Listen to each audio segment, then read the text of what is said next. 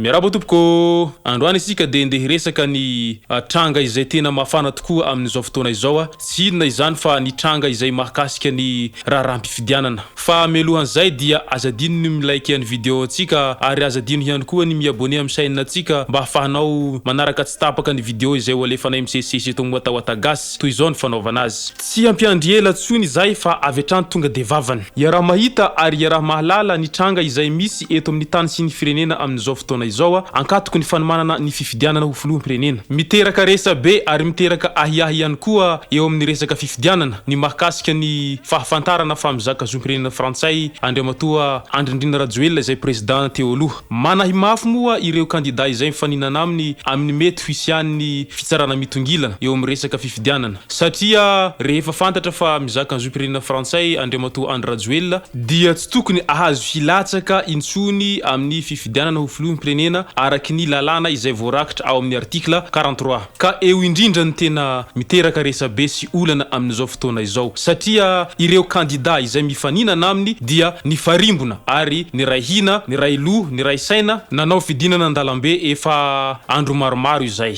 Miezaka misakana ihany moa ireo mpitandro filaminana mba hahatonga ny fidinana andalamben'ireo kandida mba tsy hoisy. Nefa etsy andaniny tsy manaiky lembenana mihitsy ireo kandida satria tsy manaiky ary tsy hanaiky izy ireo raha nambaran'izy ireo hatrany. Ny daty izay ho anaovana fampilezan-kevitra nefa ny miha manakaiky ary ny daty ny fifidianana nefa ny miha manakaiky. Raha izao nefa ny mitohy moa ve mbola ho tanteraka ihany ny tena fifidianana. Inona ary ny tokony atao? Inona ny tokony vaholana mba hialana amin'izao adilahy politika tsy mety misy fiafarany izao eto amin'ny tany sy ny firenena. Ary tsapa sy hita fa niha nafana hatrany ny fidinana andalambe izay ataon'ireo kandida mifaninana amin'ny Andriamatoa Andry Rajoelina. Na de eo aza ny fanaparitahana azy ireo amin'ny resaka bomba mandasa-dranomaso de tsy ataon'izy ireo sakana mihitsy izany fa miha mandroso hatrany ny tolona izay ataon'izy ireo. Vao maraina ny andro dia efa hitanao mifanao fotoana ireo kandida sy ireo vahoaka marobe izay miaraka aminy. Tsy eto Antananarivo nefa ny misy izany amin'izao fotoana izao fa nanao hetsika koa ny tany Toliara tamin'ny farany herinandro ity. Raha izao arany mitohy hoentina makay izay ty Madagasikara ity.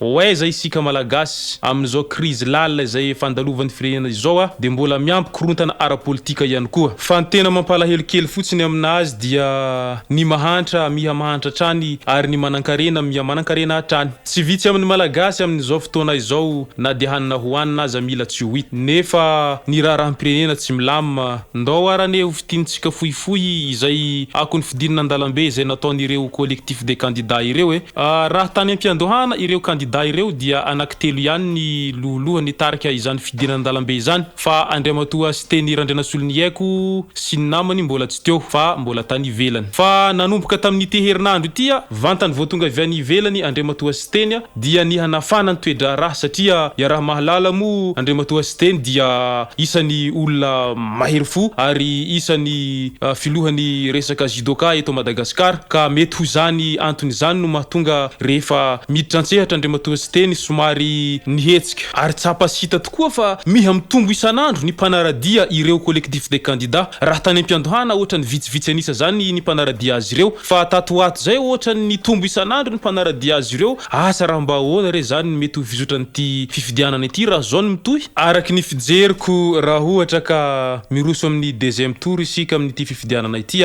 mety tena ho saharitra amin'ny Andriamatoa Andry Rajoelina ny handresy anireo kandida reo satria raha io fitambaran'ny kandida io no mbola mitohy any amin'ny deuxième tour de tena kely dia kely ny chance ho an'ny Andriamatoa Andry Rajoelina amin'ny fifidianana deuxième tour io. Ny tena mety ho fort probable raha tena rehefa nandinika dinihako lalina tsara mety tsy ahazo deuxième tour akory ary Andriamatoa Andry Rajoelina raha izao tolona ataon'ireo kandida izao ny mitohy satria miha maro dia maro hatrany ny mpanaradia azy ireo ary mivoy kabary foana izy ireo isanandro mamoha ary manetsika ny vahoaka mba ho tonga saina amin'izay mety ho fampandrosoana any Madagasikara. Tsy fantako aloha na iza no lany na iza fa raha ny fijeriko fotsiny aloha ohatra hoe Andriamatoa Ravalomanana efa teo izy nitondra tao anatin'ny fotoana maromaro izay efa hita ny vokatry ny zavatra nataony. Teo ihany koa Andriamatoa Hery Rajaonarimampianina izay efa hita koa ny fitondrasany. Olom-baovao iandrendreny vahoaka angambany mety hoe Steny ohatra satria ino zao mbola tsy teo amin'ny fitondrana mihitsiny. Araky ny fijeriko sy izay tsapako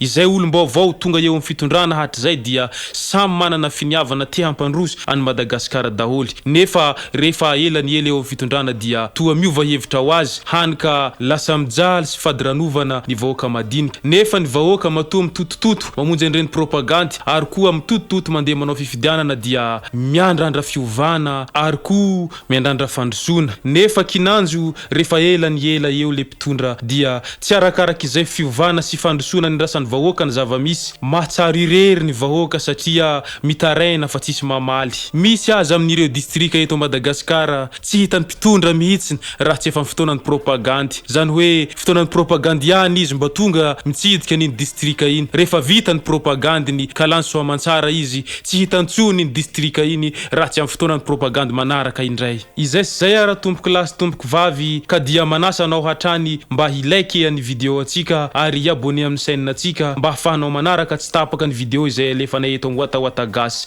Mankasitraka tompoky de mirary soa. Ori mpitondra fanjakana asa mity gasikara tanindrazana malala ivavahagna ny tsy manaranare gologolo ty gasikara mba handroso fa tsy latsika fara ny fitiavagna anao tsy miala angatagnono veny ty tsy fara tiara baba avambonimbony avambanimbany avambonimbony avambanimbany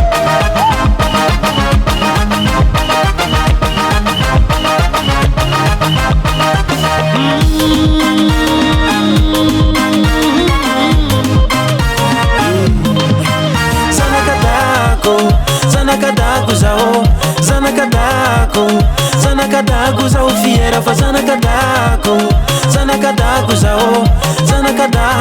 tsy mivakirano iae